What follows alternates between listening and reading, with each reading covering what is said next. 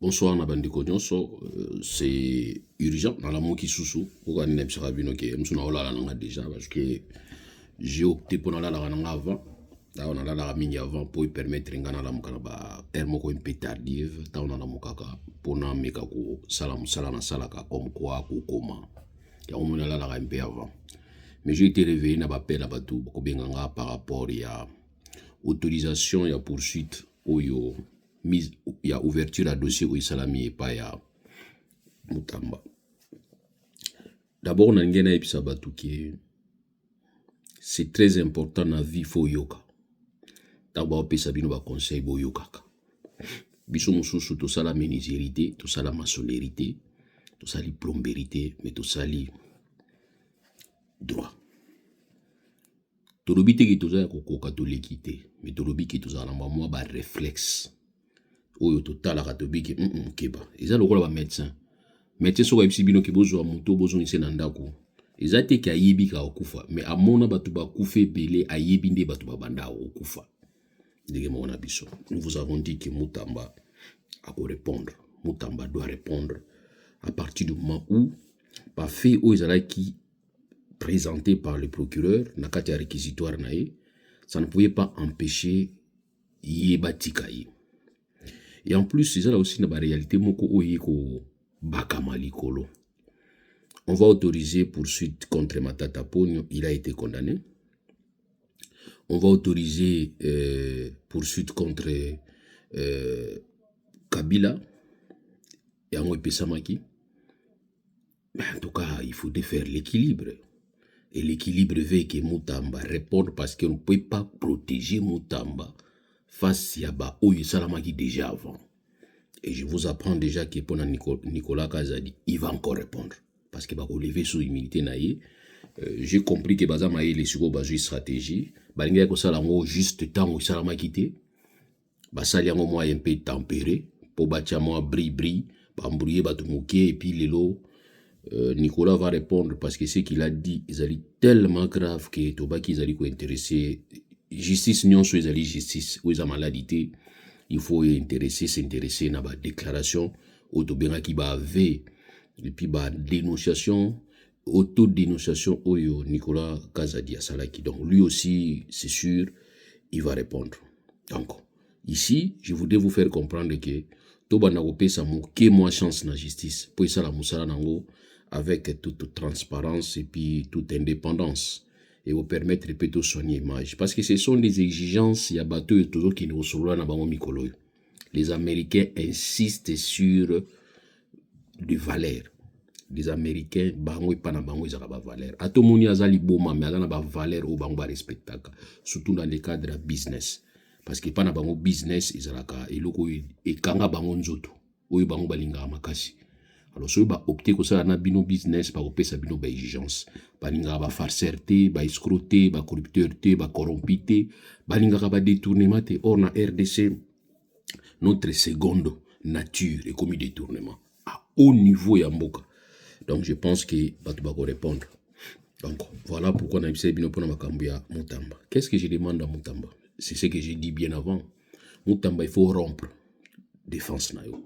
Si les faits sont tellement étayés, si les faits sont tellement établis, prévenir à ça là tout possible à rompre défense de manière à ce que omi puisse pas y a procureur ba orienté d'ailleurs les États-Unis ba penga plaider coupable. Quand tu plaides coupable, traitement dossier na yo comme différent. Donc monsieur Mutamba, excellence, je vous demande tout simplement ko yeba to yo qui commission lobby to éviter si c'est vrai que tu aurais demandé les pardons, des excuses. À qui? Au Sénat qui pardonne pas à Nani. Et ce qui est regrettable chez toi, ce que tu dis en coulisses, il fallait des yaoundé aux alanayangos. Comme ça, les gens peuvent venir en toi, bah, comprendre que oui, nous sommes à la erreur, peut-être une chose à l'erreur, erreur à jeunesse. Mais yo, il pas la bataille, na fier, zodinda. Ah, leki nanga. Et c'est erreur, makasi. Or, sur la neba conseil to pesa kiyo, garder silence, fanda kimia yeba. Maintenant, au commis n'a ma beaucoup à procureur, au commis n'a ma beaucoup à parquet. On va te donner des injonctions, bah, au peso sur va devoir, et un comportement. On va te dire que dossier oyo, bazo instruire oyo. Oui, vous avez juriste, vous avez avocat. polo ezala souté. Plus question à communiquer sur. Au communiquer sur ce que tu as fait là. Liboso palage ici, c'est dernière communication en public. On va t'interdire. Parce que vous avez déjà un statut à prévenir. Voilà, faut bon bangoter. Vous avez un statut à prévenir. On veut de vous démontrer. Bon, Nalandi et les airs, nous sommes dans liberté à l'expression, surtout dans un niveau à immunité dans Bango. Ce qu'il a dit, surtout dans le cas spécial, ils ont engagé et puis pour poursuivre dans les côtés. Ça n'est pas infraction, tu as payé opinion à Vinaï. Mais les airs, vous avez battu moi tantôt plutôt. Et les airs ont eu qui t'ont cabilate. Moi, on a collé le pan. Moi, on a collé le pan, on a eu qui t'ont kabila. Y était. Et le balango paluku.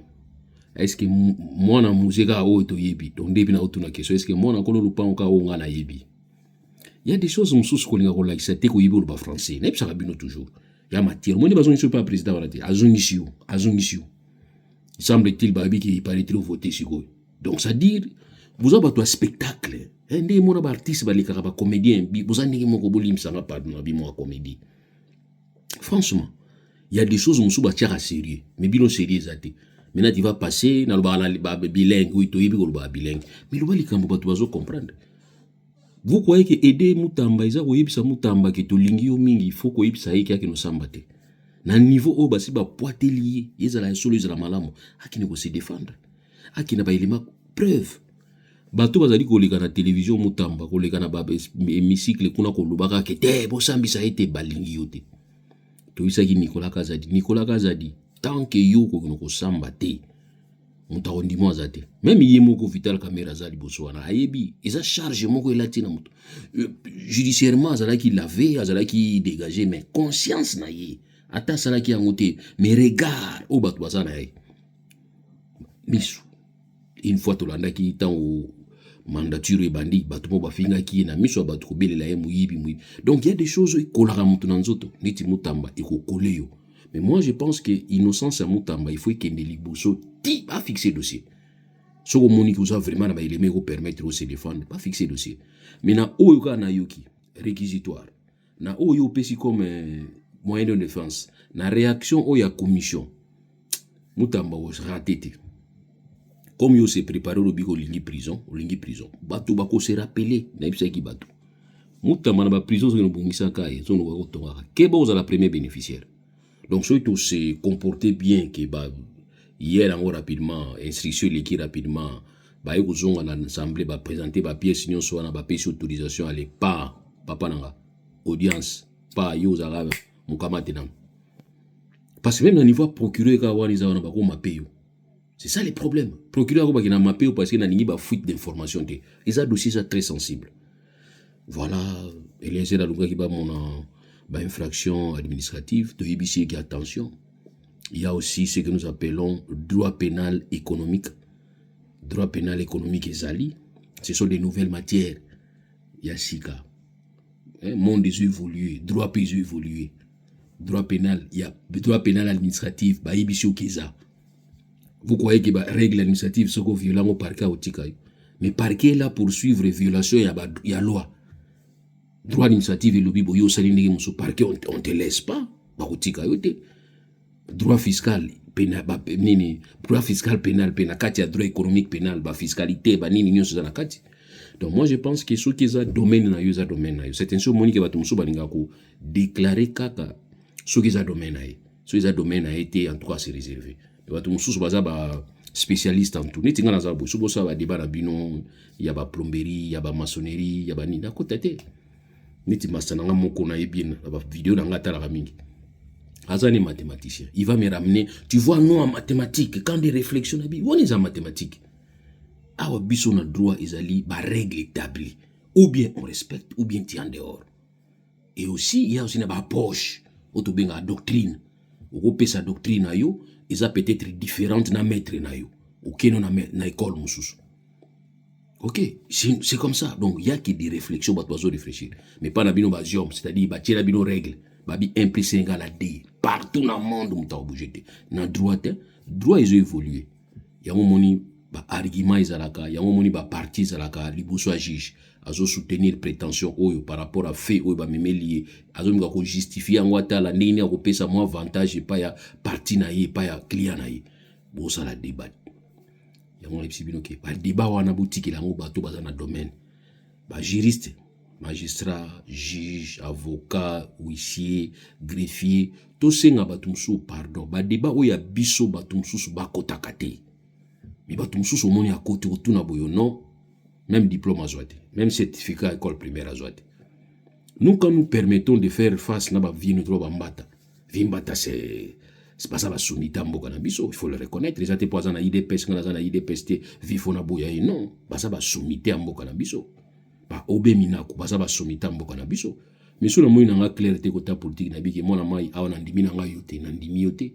Surtout sur les anakata domaine na biso, ya ye na yanga. So na biki, a on a zo mona na nga biente.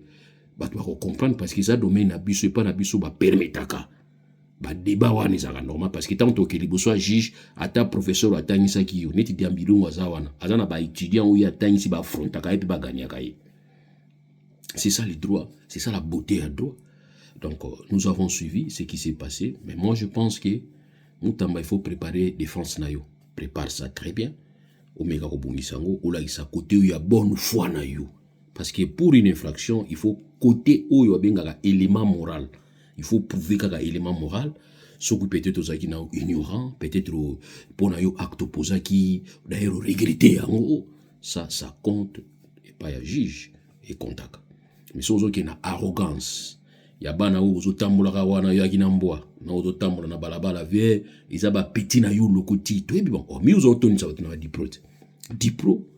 Namona démonstration à Moutamba ya dipro na asosa play à craquer tobi gêné en tout cas soya vraiment on a perdu la Kabila za dipro démonstration même bato Kabila baza obanga bato Kabila bazo banga pecho ninga zoye la boy tout le monde l'a apprécié ba eba ki ke pecho yo même temps wa pas ka ya Tshisekedi tout le monde l'a apprécié parce que ba ebi banyoka banga ici la somote mais au gérant bien tu as mal géré.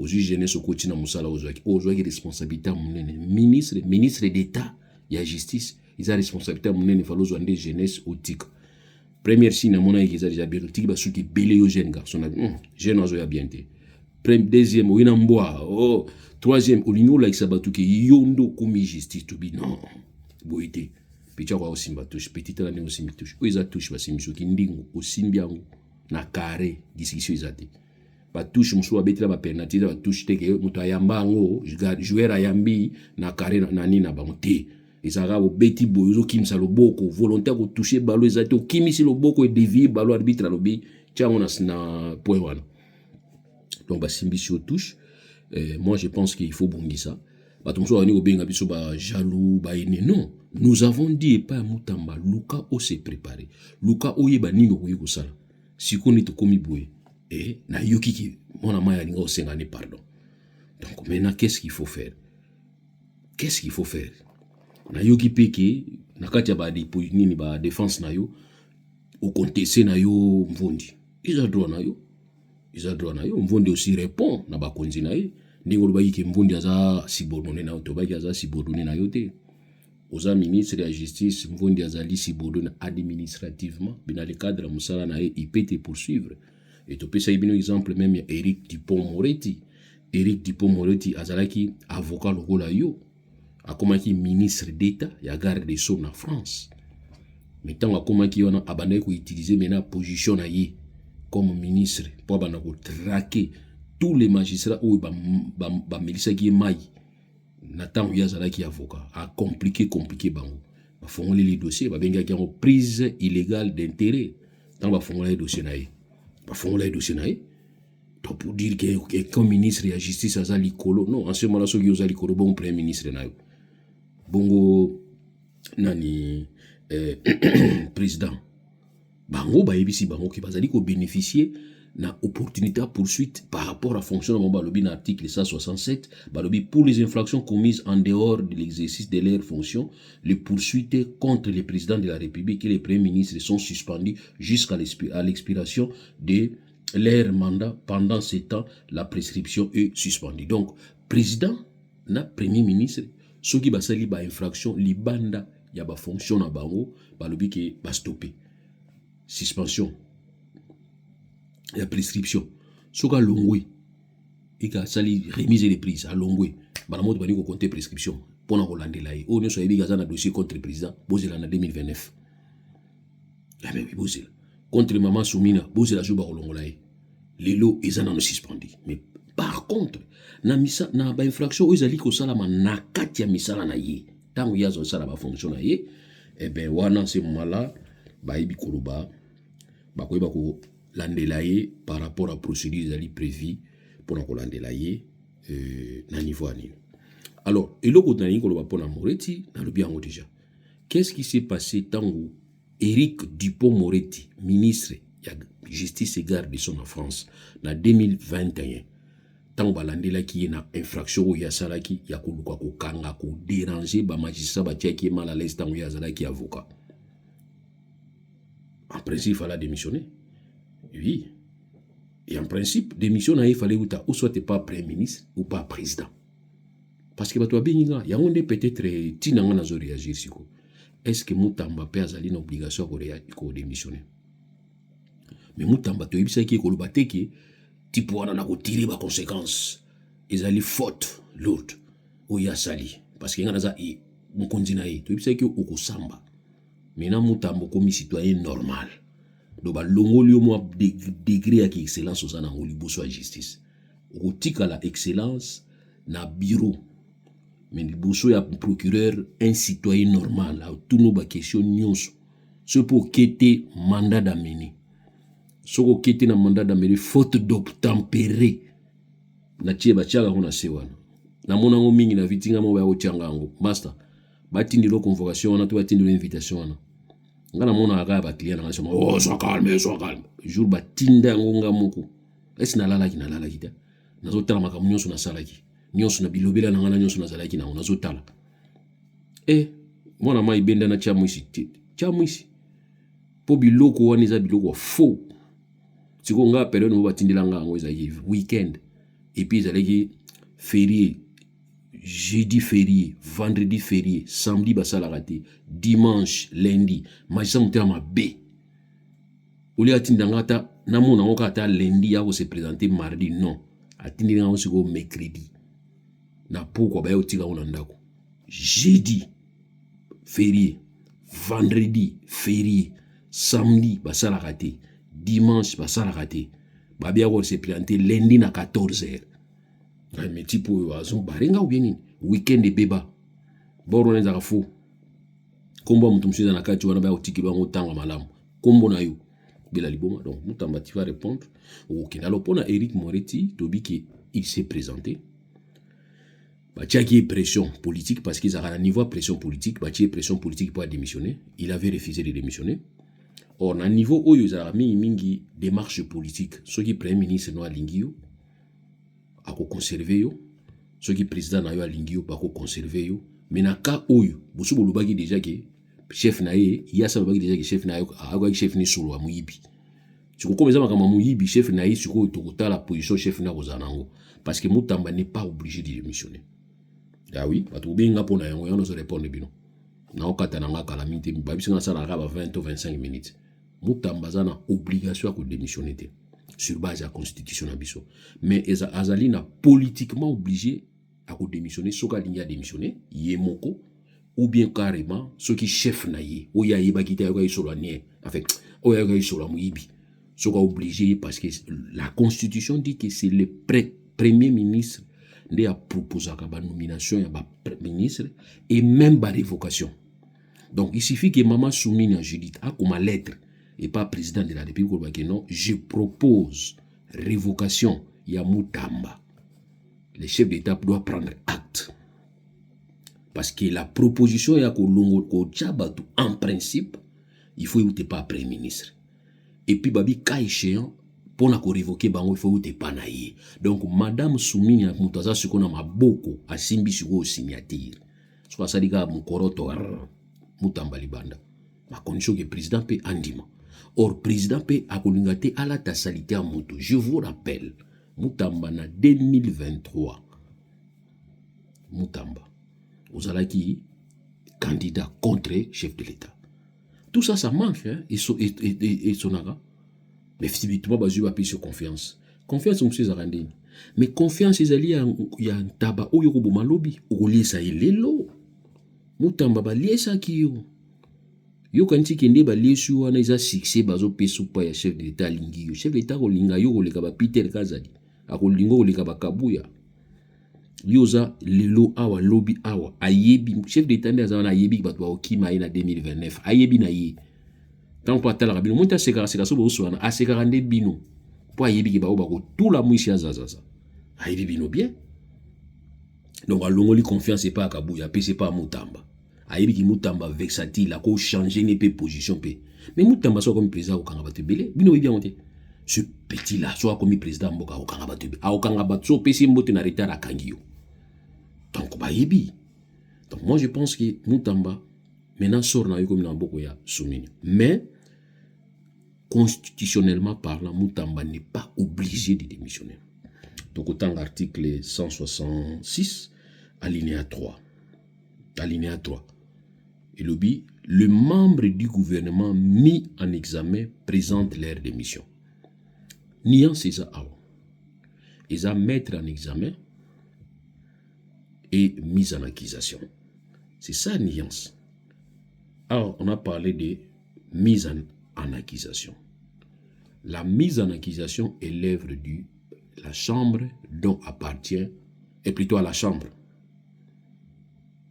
Mise en accusation, c'est l'œuvre de la chambre parlementaire, c'est-à-dire quand l'Assemblée nationale a l'année banquette dans le cadre de contrôle naïe, tout ça rappelle pédagogique siko to bay to ça pédagogique pour aider batu ba finga biso mukie parce que ceux qui naza pédagogique et que zo finga nga nazo tanga constitution nazo expliquer ngo batu ba mona yo que zo ali boma mais ceux qui naza net ko kota na ba sentiment ko attaquer de to attaquer wana ceux muta finga na ba que c'est normal parce que na toucher mutu nae mais awa naza na kati ya constitution et lobi mise en accusation. Donc c'est l'Assemblée nationale qui met un ministre en accusation. Dans l'Assemblée nationale, et mettre un ministre en accusation, c'est-à-dire quoi? À Sengi, Balandilaye, c'est que ça automatiquement une façon de retirer Pembaramo qu'on a confiance. Parce que bazu ba élément nyonso ba yo ki ministre wana ba monika convaincre te ministre ba no sambisaye. C'est moi là que le ministre membre de mon gouvernement a l'obligation de déposer démission. Mais ce qui a mise en examen, c'est-à-dire quoi? C'est la justice qui s'intéresse à la position où il y a Salaki, dans Makambo il y a Salaki, et que la justice est sengi levé à autorisation à poursuite, babengango mise en examen. Mais ce que ça parlement mouté sengi, que nous sambisaye babengango mise en accusation. La Constitution ici, il parle de la mise en accusation où il nécessite la démission ya ministre. Mais par contre, où il salami sikuba bengango mise en examen. Ils allaient procureur de Asengi. Comme procureur Asengi, maintenant procureur a une obligation ya nini. Ya ko réunir ba élément nyonso ayo kaye apesa ba défense naie procureur a ko estimer ko ba ke oui naza maintenant prêt ya ko memaye na biso ya tribunal. Azu maintenant réquisitoire mususu ay ko déposer na niveau à parlement ko sabango ke tala ba o na tuna ki tala o ya répondre ki tala boy na moni nazaka ko memaya ki ko samba siko liboso à juge. C'est à ce moment-là maintenant ba ko yebisa ki ne ko samba na juge. Même à ce niveau tout le monde en France na Italie Eric Dupond-Moretti balandela ki procureur a joie qui autorisation procureur a réuni ba élément nyonso ba ju dossier ba fixer en liboso à tribunal pour ki ne samba na biso à cour Moretti ezalaki na cour nini ezalaki na cour de justice cour de justice donc ezalaki cour à makasi ça ba cour ilandela bango CSG SS donc cour supérieure de justice blo mo ndewon ilandelaki Moretti pona nini parce que azali ministre en exercice et on va s'ambisa qui kuna. Mais il a refusé de démissionner parce qu'il y avait une pression telle qu'il faut démissionner. Il a même promis que Nenga Boina, ministre de la Justice, n'a pas interféré dans le dossier OT, n'a pas menacé mon touté, n'a pas benga mon touté parce qu'il a déjà awa pona makamboya oyo. N'a pas de samba, n'a pas de innocence nangai, n'a pas démissionné té. Alors comme Macron a une confiance naïe, Macron parle bien que Azali ko bénéficier d'un droit à présomption d'innocence. Atikaki à lui que toute personne demeure innocente jusqu'à ce que c'est le tribunal qui va clôturer. Même ceux qui le tribunal a condamné, il y a toujours la possibilité de faire appel. Ceux qui ont commis la décision à Soukandé, on peut tirer des conséquences. Donc, Moretti Atikala qui en 2022, dans mon accord sur le gouvernement, Moretti a été reconduit comme ministre de la Justice. Donc, pour dire que Moutamba, selon le principe on a Bino, il ne peut pas être obligé de démissionner, à moins qu'il y ait Moko à démissionner. Mais il peut plutôt être révoqué, ce qui Premier ministre a proposé par le président de la République qui n'a ligné au Longolaye. Mais je ne pense pas tout comme à niveau parce que ça risque de miroiter le règlement des comptes et confirmer le règlement. Or, dossier Moutambeza ma règlement des comptes, dossier Moutambeza erreur au Moutamba sali. Parce que Mbongo wana bino ni ba expliquer bino mangala calme.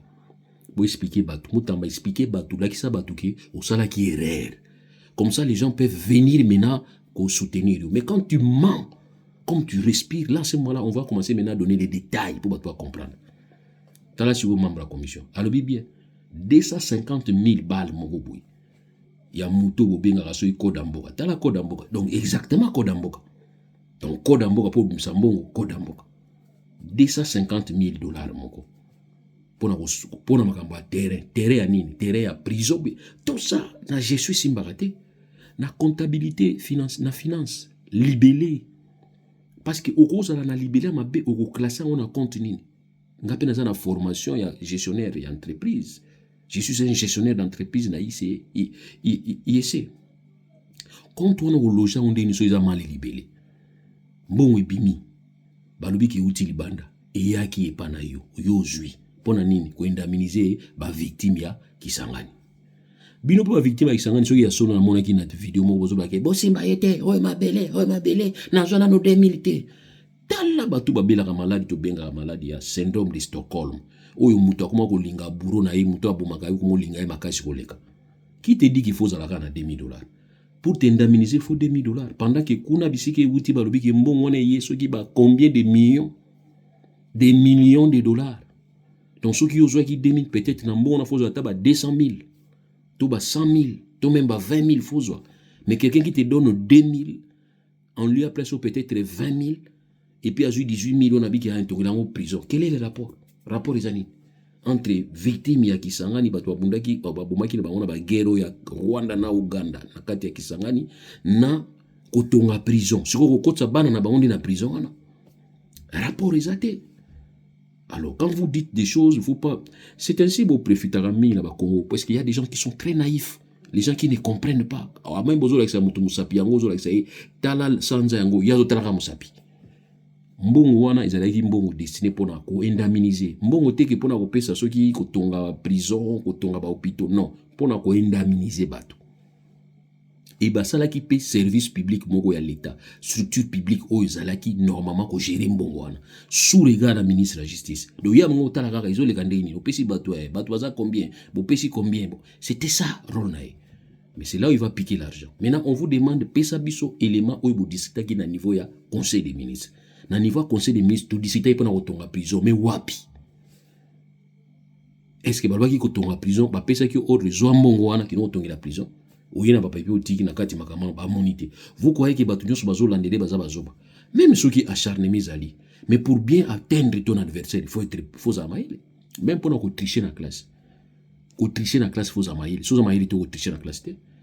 Ngaza masa na ngamo boye kala to tanga nai. Ngana za liboso ya za na sima nga. Mazo trichinga. As il me triche. Ngana zo batika zo trichinga. Or ngai ba écriture na ngeza minene. Nazo komana ba papier na komana papier na komi na suka ya culture na katikati. Et na komi na suka.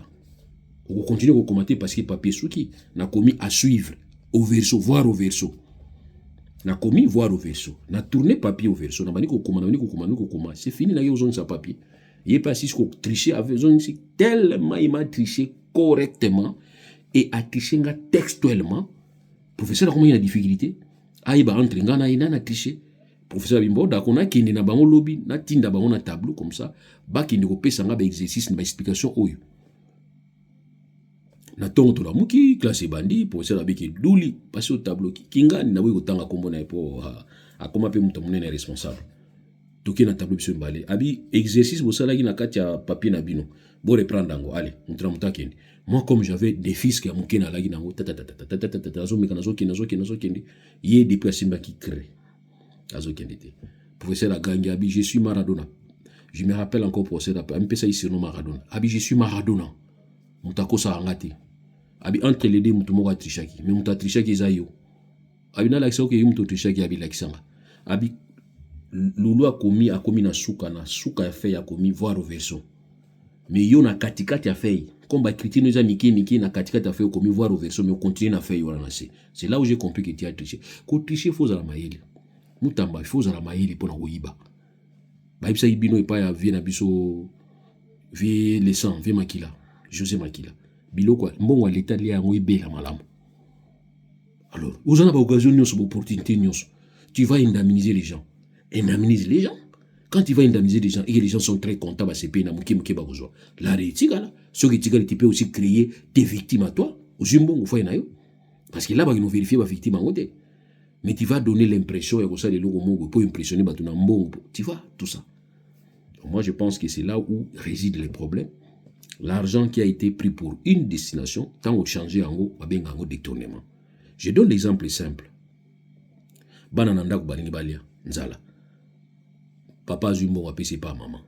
Maman qui marchait, au lieu de son bana Nintendo.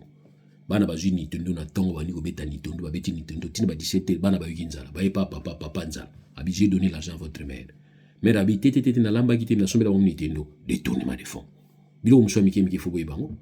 O azwaki mbongo alongola ki me ayibité. Mais tentative na droit, il y a tanga droit pénal ba bi tentative et infraction consommée. Parce qu'il y a un élément qui a empêché. Ni tété Sénaref Mbongo mais Tamboula Kenda. Et quelle compagnie? Compagnie est bandit 2 jours, 3 jours. Avec des employés. Vous prenez les gens comme des fous, bien comment? Na Congo, on a une compagnie minée, ils ont bazapé na construction, ils ont batu beli bazo na kati bazo ataba marché. Songo qui na procédure wana des gris agré. Mais nous avons demandé na 10 millions oyo Didier Boudimbo Simbaki. Boluka ba compagnie agré. De manière à ce qui permettre biso na niveau à monde qui tozo apé ba tubazo ba marché ba kuma tabo ba riche mike. Mbongo ne bunga biso. Ne mona ba china bino. Donc moi je pense que faut tous être très prudent tant tozo nga ko défendre. To défendre te poto linga ka mutazo ba wana te.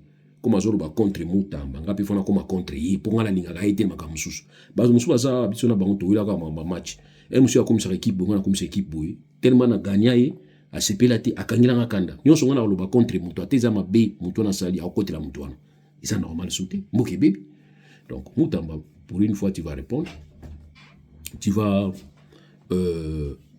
pour moi tu vas répondre, c'est-à-dire tu vas aller devant ton juge naturel, tu vas amener toutes les pièces pour vous permettre yo tout mon accusant innocent. Sois calme, ça a courage, droit de défense na yo za la siré, ba avocat na yo basa la démarche yo lingaki ba mon envondité et mvonda aux années audience té, sois calme. Mvonda aux audience té. Attention yo agir, yo za avocat. Quand on dit les parquets et ça mystique.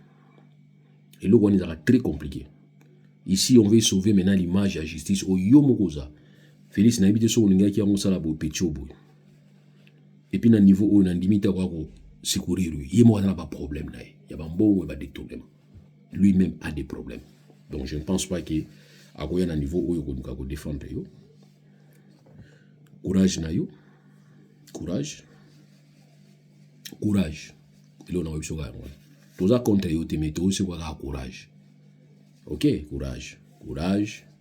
Si ça, ils ont mystique, tiens, on a ma pécaté. Mais courage. Tu vas te défendre. C'est ça l'occasion. Si tu trouves que vous avez vraiment une culpabilité, que vous avez vraiment fait que vous allez sentir que vous avez vraiment reproché, tu avais le temps de voir à la mesure du possible comment tu vas parler avec les procureurs, soit dans le parquet. Comme ça, à partir de là, on va voir. Au moins, tu vas s'intéresser parce que tu vas passer sur les leçons et pas battre. Surtout que tu as un licolo. Comme ça, tu vas passer babanga. Parce que bon, on est loin qui heureusement, c'est Naref. Paf, à bloquer. Vous imaginez que c'est Naref a bloqué qui a monté maman ouf. Mais les bungi na milinga. Parce que compagnie on est en expertise. Il faut avoir l'expertise. Et bah bengi compagnie on a bien fictive, c'est-à-dire compagnie on est en adresse. sur les compagnies au Gilles Alingeti abayiba Lukana de Papa Barnabé na pesi mbote vieux mon père osala musala moi bien vieux osala musala bien vieux Barnabé mukadi moi musala bien osala pona miyebaka ngo déjà banda kala ti pona moni moi touche na ye bozoluka ba compagnie fictive wana compagnie pesa na kati so boluki bien so mona na kati pesa nango parce que compagnie futa depuis basala ngo nandimita asala ki déclaration à bilan na ye nandimita bon. Allez, chance c'est pas Moutamba. Mais nous avons insisté que la mise en examen, la mise en accusation, ils ont des termes différents. Ils sont différents. Quand un ministre a mis en accusation, ça veut dire que chambre, au gouvernement Bimaka, l'Assemblée, est fondée. Et Sengiba Landelai. Ça, c'est la mise en accusation. Mais quand on dit mise en examen, ils ont justice, ils ont Landelai. Merci beaucoup. Pour s'abonner, Ebele, na compte nanga, Moutamba, nous allons te soutenir dans la prière. Allez, on a aussi la réponse. Je vais te soutenir dans la prière. Ça m'a battu là. Mais, petit, au raté, l'eau qu'on a vu, tu vas regretter ça. Réputation, non, bébé. Mais tu étais présidentiable. Tu étais présidentiable. Donc, on s'est qui. Peut-être que au côté prison, Mandela côté qui prison, il y a commis président, bien vient Bruno Tibala côté qui prison, il premier ministre, on ne sait pas. Ça, en tout cas, on te le souhaite. Mais ceux qui côté en prison, un solo, et puis ce temps, on va réfléchir. Je me rappelle t'avoir dit que pas prison, au Mounissawana, Keba Ozala Yomoko, bénéficiaire à l'Iboso, pensionnaire à l'Iboso. Merci Nabino Nyoso. Tous la sur tout là, Venik Kaza. Ni Kazadi. Tous la sur tout là.